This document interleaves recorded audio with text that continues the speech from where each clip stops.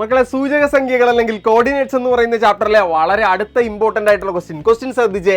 ഇവിടെ എക്സ് ആക്സിസും വൈ ആക്സിസും തന്നിട്ടുണ്ട്, ഒരു റെക്ടാംഗിൾ തന്നിട്ടുണ്ട്. അത് എക്സ് ആക്സിസും വൈ ആക്സിസുമായിട്ട് മുട്ടിയിട്ടില്ല, സ്പേസിലാണ് നിൽക്കുന്നത്. പകരം നമുക്ക് രണ്ട് കോർഡിനേറ്റ്സുകൾ, രണ്ട് സൂചക സംഖ്യകൾ തന്നിട്ടുണ്ട്. നമ്മളോട് ഈ എയുടെയും ബിയുടെയും കോർഡിനേറ്റ്സ് കണ്ടുപിടിക്കാൻ പറയും. അപ്പോൾ വളരെ സിമ്പിൾ ആയിട്ടുള്ള കാര്യം ഇവിടെ ശ്രദ്ധിച്ചു. നമുക്ക് ബിയും വേണം, എയും വേണം. ഇവിടെ നമ്മൾ ശ്രദ്ധിക്കേണ്ട കാര്യം, ഇത് എക്സ് ആക്സിസ്, ഈ എക്സ് ആക്സിസിന് പാരലൽ ആയിട്ടുള്ള ഒരു ലൈനാണിത്. ഈ എക്സിന് പാരലൽ ആണെങ്കിൽ നമ്മൾ പഠിച്ചിട്ടുണ്ട് വൈ സെയിം ആയിരിക്കും. അപ്പോൾ ഇത് എക്സിന് പാരലാണ്. എക്സിന് പാരലാണെങ്കിൽ ഇവിടുത്തെ വൈ തന്നെ ആയിരിക്കും ഇവിടുത്തെ വൈ. എത്രയാണ്? 3. ഈ വൈ തന്നെ ഇവിടെ. ഓക്കെ അല്ലേ? എക്സിന് പാരലായിട്ടുള്ള വേറൊരു ലൈൻ കൂടിയുണ്ട്. ഇവിടെ നോക്കടാ, ഇത് എക്സിന് പാരലല്ലേ? നോക്ക്, എക്സിന് പാരലാണെങ്കിൽ വൈ സെയിം. അപ്പോൾ ഇവിടുത്തെ വൈ തന്നെ ആയിരിക്കും ഇവിടുത്തെ വൈ. 8.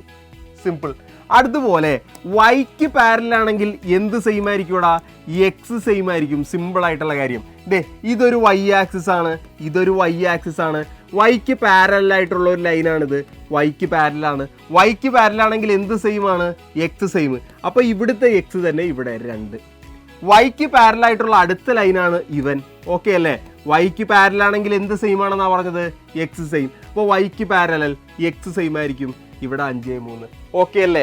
സിമ്പിൾ. അപ്പൊ നിങ്ങൾക്ക് വേണ്ടി ഒരു ക്വസ്റ്റ്യൻ, 2, 5, 1, 4. ഇതെത്രയാണെന്ന് കമന്റ് ചെയ്യ്. ഇവന്റെ പേര് എ, ഇവന്റെ പേര് ബി. വേഗം ഒന്ന് കമന്റ് ചെയ്യ്.